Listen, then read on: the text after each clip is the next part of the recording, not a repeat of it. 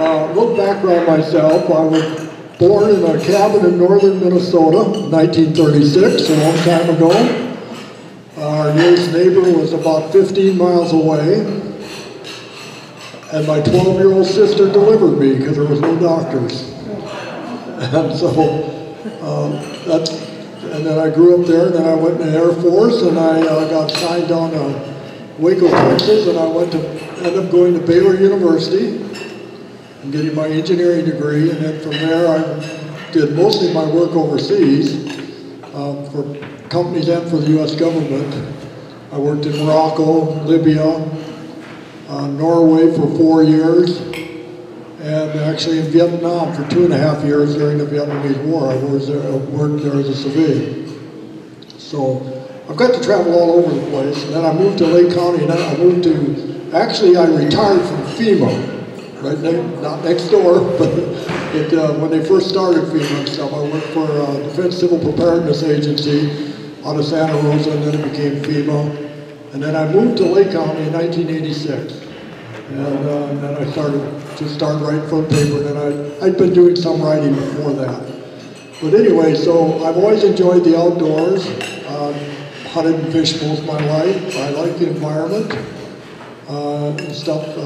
And I'm interested in history, and that's why I like Lake County, because it has fantastic history. And what we're going to talk about today is a little bit about the history of Lake County, of the old-time history of Lake County. And my favorite subject is some of the women pioneers of Lake County. And we have some fantastic women pioneers here. Clear Lake itself just has always fascinated me from day one. Most of the scientists rate it at 2.2 million years old. The lake itself, a lot of people don't know this, the lake was named Clear Lake not because of the water. It was named because the early settlers, the air was so clear they could see all the way across, see for miles around. They called it Clear Lake. Because Clear Lake has never been clear.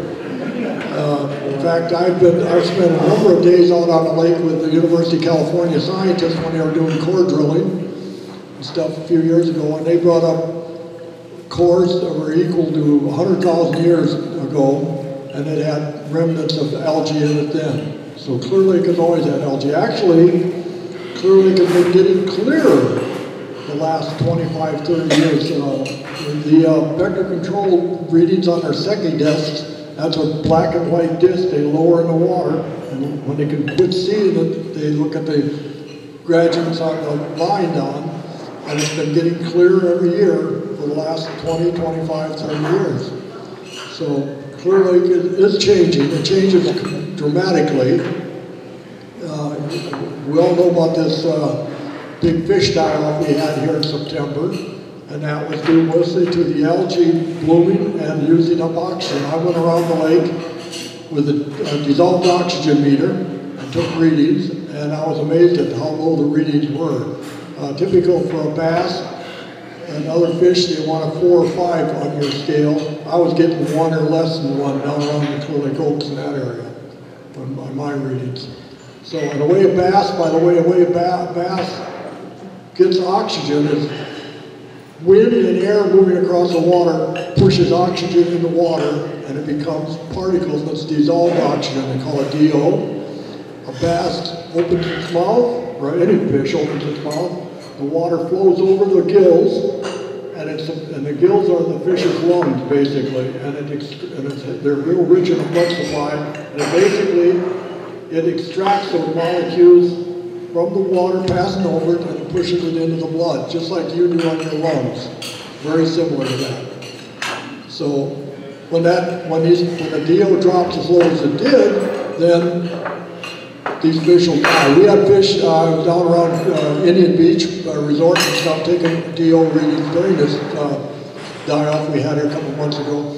We actually had fish swimming around us, gasping with their nose out of the water trying to get air. So a lot of these fish died. Actually, according to biologists, I had a biologist with me and we were doing this from the Department of Fish and Wildlife, and they estimated tens of thousands of fish actually died. Many of them just sunk to the bottom and were never seen. But the lake will recover because this lake has the highest concentration of fish per acre than any other lake in the United States. So when you look at that, that's all these species, that's a different species. So the lake itself is really something. When I look at this lake, being 2.2 million years old, that was long before man walked on Earth. There was water out here, I mean, and stuff, and it was a lake. My favorite part of the lake is, besides just being a lake, I get out there to go fishing. I quit fishing and I start just staring at the birds and everything. I love the bird life. But my favorite part around the lake is Mount Konocti. Mount Konocti is, and a good friend of mine who passed away about not quite a year ago, Ed Grove. He was one of the guys that went in the mountains. He was part of the team, the research team back in the 90s. I think it was 1991, 92, 93, that went in the mountain in the caves. And he told some stories that just blow your mind away about this mountain. And this mountain is really a special mountain. It's a mystery mountain to me because a lot of people don't know this, but the mountain is considered very sacred to the Pomo Indians, and they won't go up there after dark because there's evil spirits up there. And he tells a story one time, well, I heard the story, in fact. And I love these stories. They're not always true, these people tell you stories, but they're fun to listen to. There was an Indian here, he was 95 years old, he passed away, born here in the Big Valley, and passed away, I think his name was Jones, if I'm not mistaken.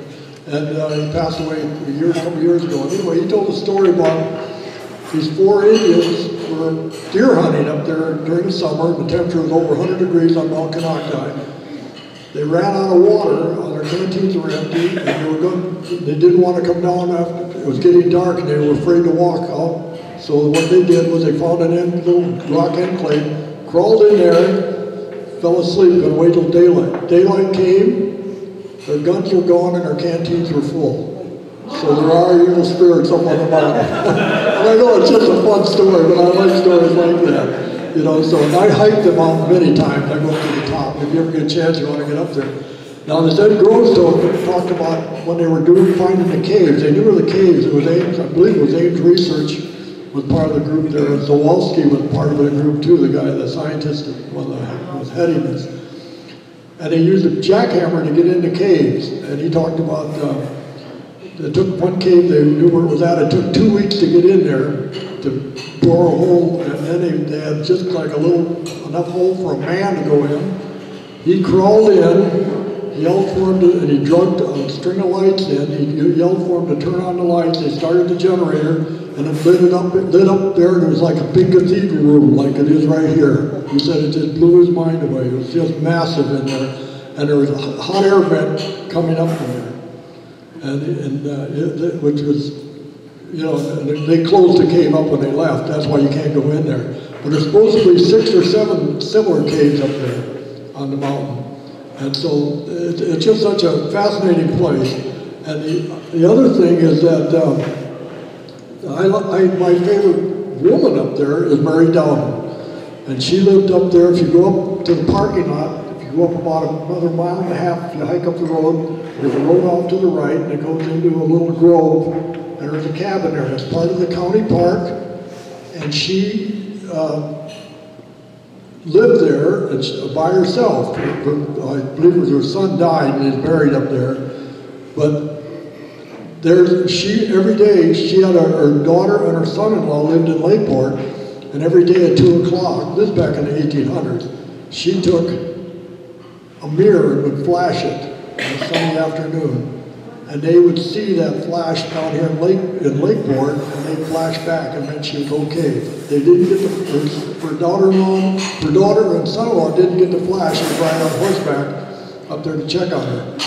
And I mean, now this woman lived alone there, and you had to be a tough individual to do that, to live there like that. And so, and then around there, and you can walk around that the cabin. You can't go in it. And there's these mall oaks. The mall oaks that are in there are called mall oaks because they originally made mall handles out of them. And they claim some of these oaks are up to 300 to 400 or 500 years old and are still there, which is kind of interesting when you look at them to show that. And it's a fantastic place to go. It draws a lot of crowds to it. When you go up to Wrights Peak, is my favorite area, Wrights Peak, you can see most of the lake. You can see all the way over to Sacramento Valley. And so you can see Mount Lassen and Mount Shasta on a clear day. So that's one of my favorite areas. I invite everybody to get a chance. You go up there and just take your time. Now, what I'm trying to get this county to do is bring the buses back up there. They had the buses running for years from the parking lot up to Wrights Peak. And then the county got in a lawsuit with the Fowlers, Mary Fowler's family there that they bought the land from, because she didn't want them using the buses to cross. It's about not even a half mile on the road that goes through her property. And so they stopped running the buses. When they stopped running the buses, they had 150 people on the waiting list. When you went up there to get on the bus, and I went up there a couple times to do this, when it was running, it'd take 2 or 3 days to get a bus ride up there because it was so popular by everybody. Because a lot of elderly people can't make that walk. And so when they won the lawsuit, the county never started the buses up again. And I think that they need to start these buses back up, or either to put it out to a private entrepreneur or whatever. Can you imagine what a wine tour up there would be riding that bus? Oh my God, it'd be fantastic. Up there, the view is fantastic.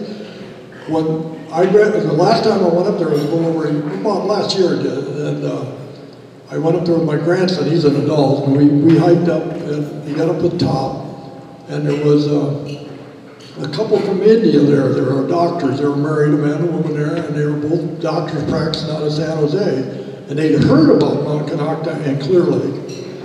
And we got talking to them, and they said they were about 300 yards behind us all the way up the mountain on the road there. And they said this great big animal ran right past us, not 20 yards behind us.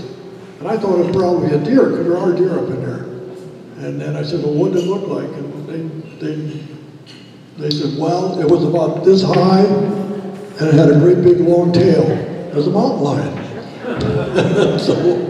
so when we came back down, they showed us where one. We all walked together, and there in dusk was a perfect mountain lion tracks, and I know track, animal track, which is kind of fascinating. They really got excited about that. So Mount Konocti, and up there, by the way, before you get to Wrights Peak, there's an aircraft fuselage laying there from a plane crash.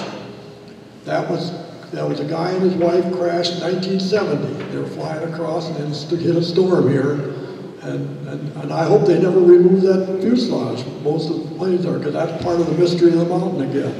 You know, so we've got a lot to it, you know, stuff, because they actually called Mount Konocti for years, they called it Uncle Sam.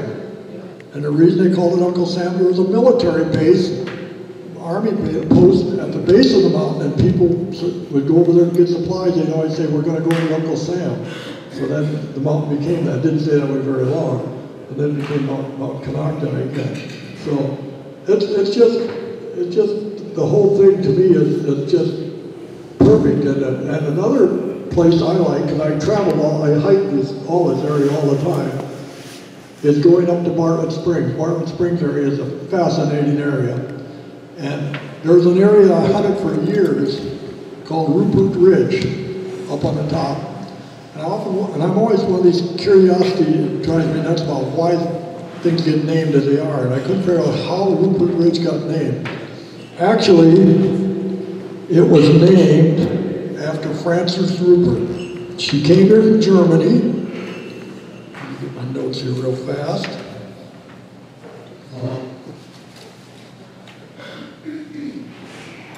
And